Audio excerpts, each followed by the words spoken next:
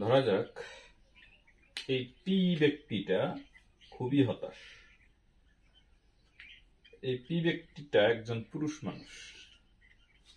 তিনি সংসার করেন, বাচ্চা কাচ্চা, বউ, মা বাবা, ছোট ভাই, বড় ভাই, বিভিন্ন আত্মীয় স্বজন, এদের জন্য অনেক কিছু এই পি ব্যক্তি করে থাকেন। এই ঈদে ধরেন সকলের জন্য জামা কাপড় কিনেছেন, কোরবানি দিয়েছেন, মা বাবা বউ সকলের জন্য সারা বছর বা সারা দিন যে খাটাখাটনি এগুলো করে কিছু টাকা রোজগার করে জমিয়ে তিনি হয়তো সকলকে খুশি করার একটা চেষ্টা করেছেন। কিন্তু চেষ্টাটা যে ব্যর্থ এটি তিনিও বুঝতে পারেন খুব কম সময়ের মধ্যে। কারণ মানুষকে আসলে সেভাবে সম্পূর্ণরূপে তৃপ্ত করা বা সুখী করা সম্ভব নয়, এটি চিরসত্য। এখন নানাবিধ হতাশা, অনিশ্চয়তা আমাদের জীবনে আছে। যে কোনো সময় যে কোনো কিছু ঘটে যেতে পারে। আপনার জীবন, সম্পদ থেকে শুরু করে এভরিথিং যে কোনো সময় নাই হয়ে যেতে পারে। অনিশ্চয়তার একটা ইস্যু এখানে কাজ করে। সেজন্য আমরা কি করি? সৃষ্টিকর্তাকে ডাকি যার যার মতো করে, এবং অনেক সময় বাধ্যতামূলকভাবেও কিছু নিয়ম কানুন পালন করে থাকি, অনেকটা ভয়ে, অনেকটা ভালো থাকার আশায়। তো এইভাবে আমরা মূলত আমাদের সমস্যার সমাধানটা করি। যে এই অনিশ্চয়তা, এই হতাশা, এগুলোকে আসলে কিছু করার নেই, সেজন্য আমরা সৃষ্টিকর্তাকে ডাকি। এক হচ্ছে অনিশ্চয়তা, আর একটা হচ্ছে বড় বিষয়, সেটা হচ্ছে হতাশা। এইসব জিনিস থাকা সত্ত্বেও আমরা কেন কাজ করি? এখানে হচ্ছে জীবনের সবচেয়ে বড় শিক্ষাটা, যে পি ব্যক্তি তারপরেও কাজ করে যাচ্ছেন। হয় তিনি সকলকে সুখী করেও নিজে সুখী হতে পারছেন না, বা সকলকে সুখী করার চেষ্টা করেও সকলকে সুখী করতে পারছেন না, তারপরেও চেষ্টা করে যাচ্ছেন। দ্বিতীয়ত, যে কোনো সময় যে কোনো জিনিস ঘটতে পারে, তার জন্যে কাজ বন্ধ করে দিয়ে তিনি বসে নাই, কাজ করে যাচ্ছেন। এই জায়গাটা হচ্ছে আমাদেরকে শিক্ষা দেয় যে আমরা নিঃস্বার্থভাবে কাজ করি। একজন পুরুষ হতে পারে, একজন মহিলা হতে পারে, প্রতিটা মানুষের ক্ষেত্রে, প্রতিটা জীবের ক্ষেত্রে এই একই বৈশিষ্ট্য। প্রতিটা জীবই এভাবে কাজ করে যায়। এখন দুঃখ কি করে আমাদের জীবনে আমাদের মনে জন্ম নেয়? দুঃখ এর জন্য জন্ম নেয় যে এই অনিশ্চয়তা থাকা সত্ত্বেও আমরা সবকিছুকে নিশ্চিত মনে করি, তখনই দুঃখ পাই। এই হতাশা থাকা সত্ত্বেও আমরা আশাবাদী হই, তখনই দুঃখ পাই। এটা মেনে নিতে আমরা পারি না। মেনে কিভাবে নেব সেটি এবার শ্রী গীতায় উল্লেখ আছে, নিষ্কাম কর্ম। নিষ্কাম কর্ম, কামকে কর্ম বলা হবে না, কামকে আশা বলা হবে। কোনো আশা না রেখে যে কাজ, সেটি হচ্ছে এর সমাধান। অর্থাৎ এটার মাঝখানে প্রবেশ করছে এই নিষ্কাম কর্ম। কিভাবে? যদি অনিশ্চিত এটা জেনে মেনে নিয়ে কাজ করতে থাকি, আচ্ছা যা হবার হবে, ফল তো আর আমার হাতে না, কাজ করে যাই। অনেকে কিন্তু এভাবে কাজ করেন। দ্বিতীয়ত,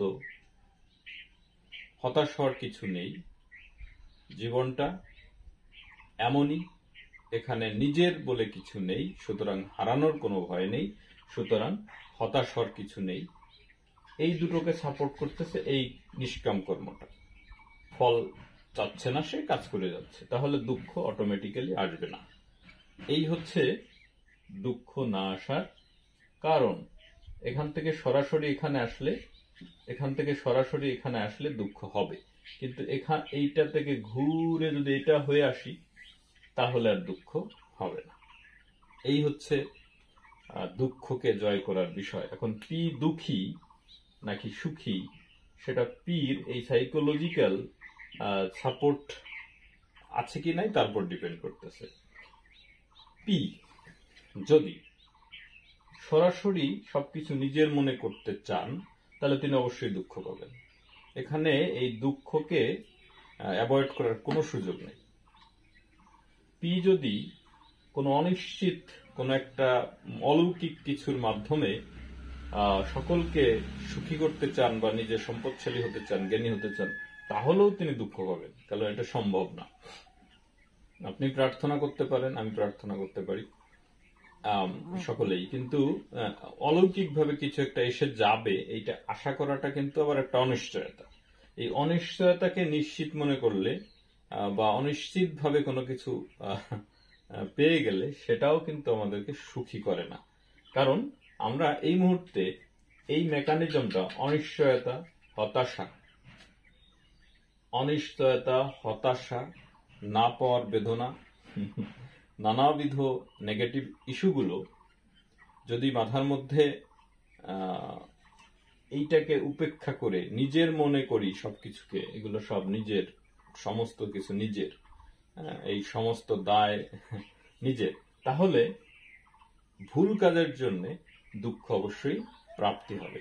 ভুল কাজের জন্যও দুঃখ প্রাপ্তি হবে না যদি আপনি নিষ্কাম কর্ম করেন, এটাও কিন্তু শ্রী গীতাতে উল্লেখ আছে। তাহলে দেখি কি যে আমি ভুল করে ফেললাম, এই পি কাজ করতে গিয়ে ভুল কিছু করল, ভুল করা, যদি ভুল করেন তাহলে তো ফলাফল স্বরূপ তার দুঃখ আসবেই। কারণ কর্মের যে ফল সেটি তো পেতেই হবে, এবং এটা পাবে না তা বলা হয়নি, পাবে।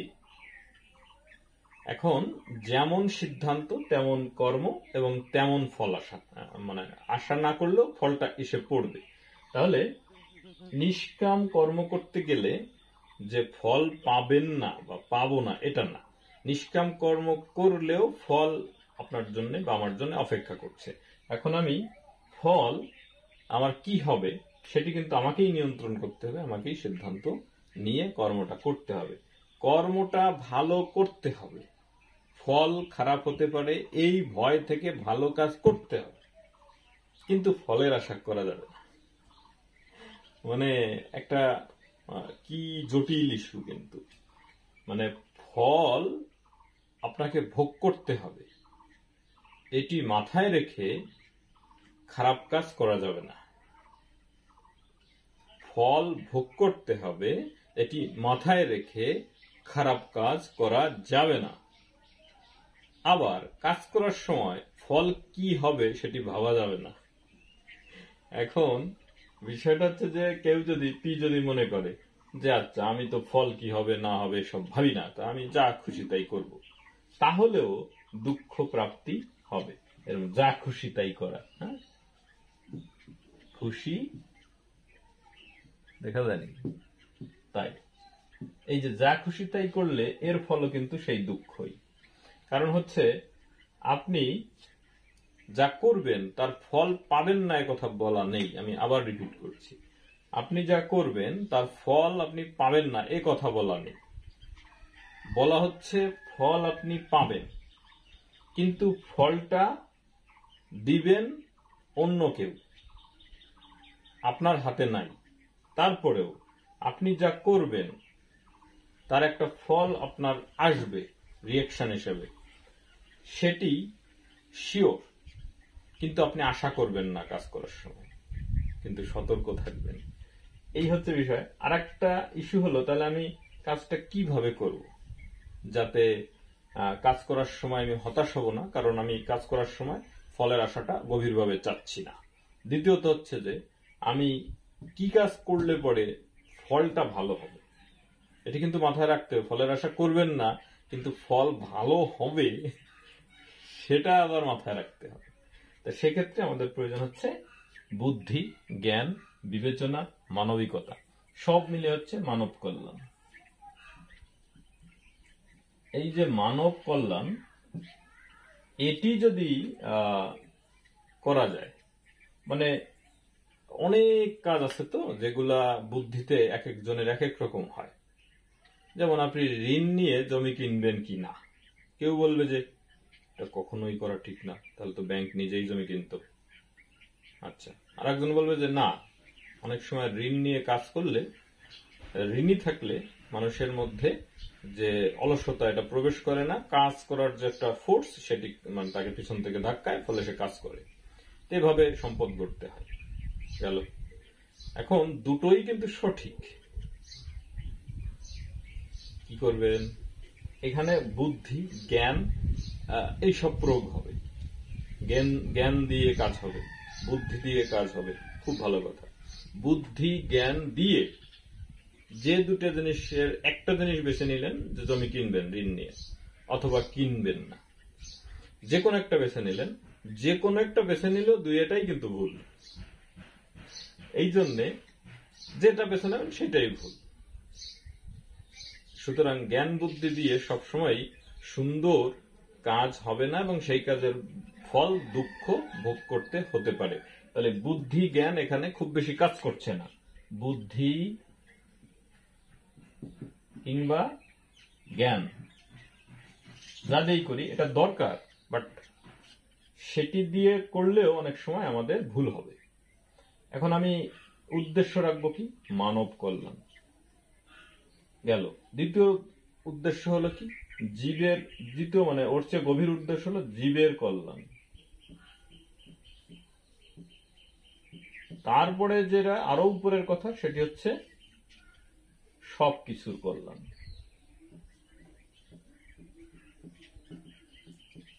এই যে বিষয়গুলো যদি আমি মাথায় রেখে কাজ করি, তাহলে কি হতে পারে?